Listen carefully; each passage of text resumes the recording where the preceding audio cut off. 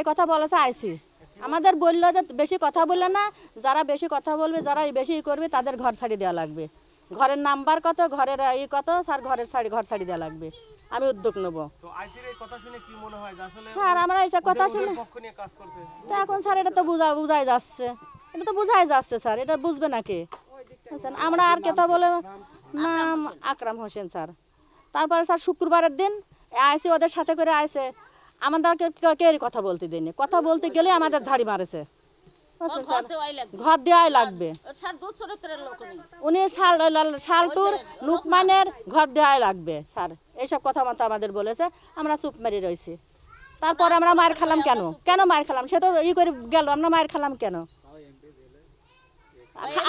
আর খালি তারপরে বলে যে রব সাহেব যখন ছিল তখন তোমরা এইসব অত্যাচার করেছো, যখন রব সাহেব ছিল তখন করেছিল, এখন হলো ওদের মানে আইসে, ওরা এখন করতেছে, তোমরা কিভাবে ঠেকাবা?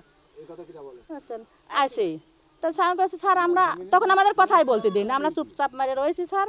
তারপর আমরা মার খাইছি, মার খাওয়ার পরও তা আইসির কাছে গেছি স্যার। আইসি আমাদের কালকেও কথা বলতে দিইনি।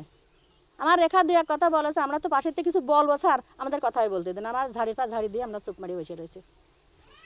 আর কাগজে সই নিয়েছে, সেই সইটার সাদা কাগজে সই নিয়েছে। আমি তো ওই সময় খেলা করছিলাম। আমাদের সাদা কাগজে সই প্রশ্ন করবা না, কারণ সাক্ষাৎকার আমি নিচ্ছি, আমার মতো নীতি দাও।